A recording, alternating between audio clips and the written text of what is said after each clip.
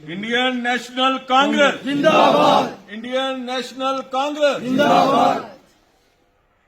Ex minister बाबू जगजीवन लाल जी जिंदाबाद। Ex minister बाबू जगजीवन लाल जी जिंदाबाद।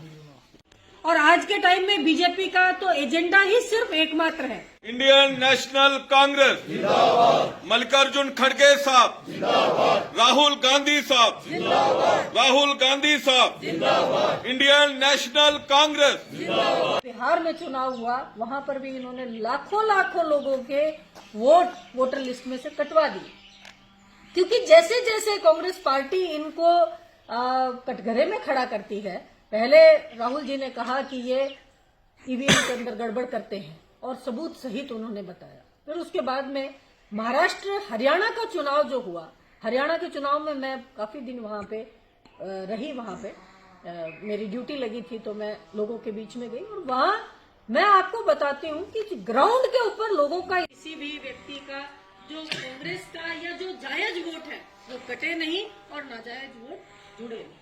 तो ये हो सकता है शायद अगले फेज में ये कुछ आपके यहाँ भी चालू करें। तो जब राहुल जी ने वो जम्मू कश्मीर में चलाया जा रहा है, आप इस समय डिस्ट्रिक्ट रियासी की बात करें, यहाँ पर 3 ब्लॉक हैं, यहाँ पर आप मौजूद हैं और लगातार पिछले 2 दिन से इस तरह का अभियान चलाया जा रहा है। इस अभियान के द्वारा जो है क्या नई चीजें जो है वो जनता के लिए देखने को मिली? देखिए, संगठन सृजन अभियान जो है वो कांग्रेस पार्टी का एक देशव्यापी, राहुल गांधी जी और खड़गे जी का एक विजनरी उनका ये प्रोग्राम है जो पूरे देश में चल रहा है। बहुत सारे स्टेट्स में कंप्लीट हो गया है और अब ये अपने जम्मू कश्मीर में चल रहा है।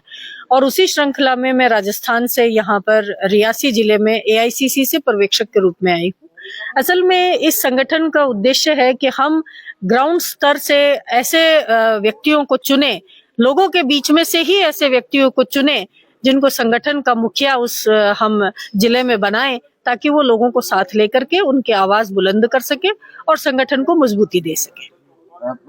जिस तरह से भाजपा की बात करें तो हर एक जिला पर, हर एक ब्लॉक पर, हर एक पंचायत पर जो है उन्होंने लोगों को जो है पोस्टें बांटी गई है, एक शख्स को तराशा गया है, उसके बाद उनको पोस्टें बांटी गई। क्या कांग्रेस पार्टी की तरफ से इस तरह से आगे किया जाएगा? क्या जिला अध्यक्ष या किसान मोर्चा अध्यक्ष है, इस तरह की जो पोस्टें हैं वो तराशने के बाद पोस्टें दी जाएंगी?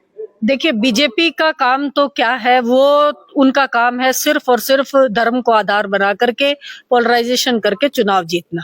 और वो जो भी संगठन खड़े करते हैं उनके पीछे पृष्ठभूमि में, बैकग्राउंड में सिर्फ उनकी मंशा यही होती है कि वो किस तरीके से चुनाव में उसका फायदा ले सके। कांग्रेस पार्टी इससे इतर समझती है, इससे अलग सोचती है। हमारा उद्देश्य हमेशा से जनता की सेवा रहा है। अंतिम पंक्ति में जो व्यक्ति बैठा है, हम कैसे उसकी मदद कर सकते हैं, हम कैसे उसके अपलिफ्टमेंट के लिए काम कर सकते हैं, हमारे लीडर हमेशा से ये सोचते आए हैं।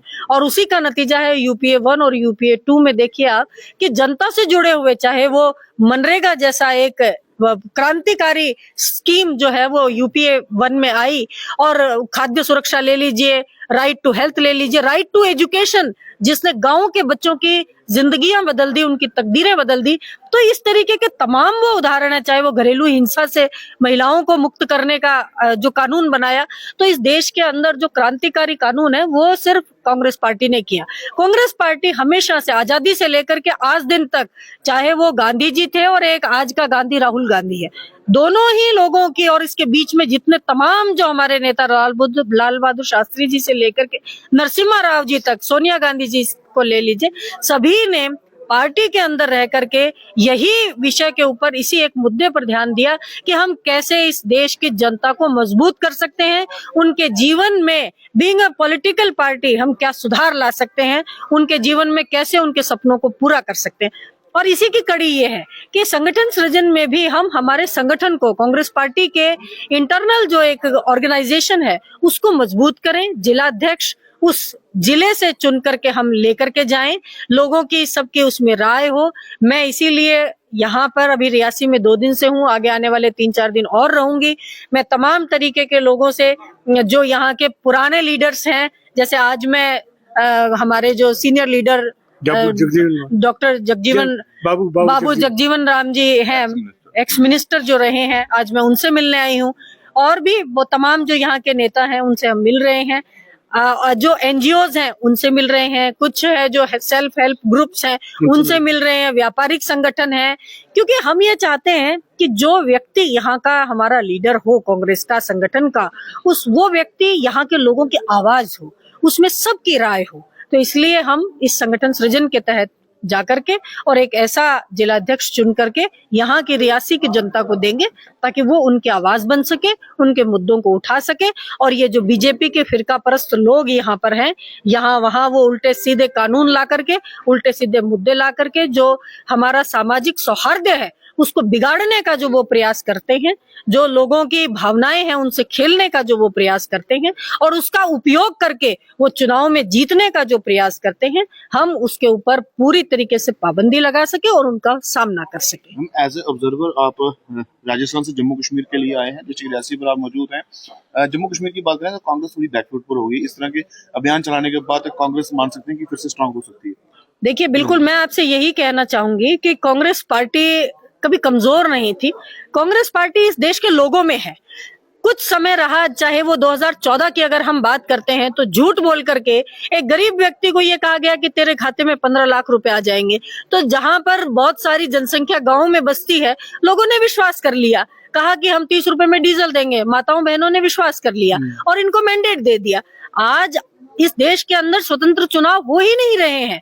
2014 से लेकर के आज दिन तक इन्होंने सिर्फ और सिर्फ एजेंसीज के थ्रू, चाहे वो ईडी का है, चाहे इनकम टैक्स का है, और अब रिसेंटली तो ये चुनाव आयोग का इतना बेजा इस्तेमाल कर रहे हैं। बिहार का चुनाव हुआ, आप ये बताइए कि कोड ऑफ कंडक्ट में क्लियरली लिखा हुआ है कि आप इस तरीके का बेनिफिट मतदाता को नहीं दे सकते। और 3 दिन पहले इन्होंने महिलाओं के खाते में 10-10 हजार रुपए ट्रांसफर किए हैं। तो ये तो वोट की खरीद हुई ना। लेकिन चुनाव आयोग कुछ बोल नहीं रहा है क्योंकि वो सरेंडर कर चुका है। तो इस देश के अंदर लेकिन लोगों की राय, हम जाते हैं लोगों से मिलते हैं तो लोग बड़ा इस बात पर आश्चर्य करते हैं कि साहब ये क्या हो रहा है देश के अंदर, कैसे ये हर जगह हर स्टेट के अंदर सरकारें बना रही हैं, जबकि हम तो इनसे इत्तेफाक नहीं रखते।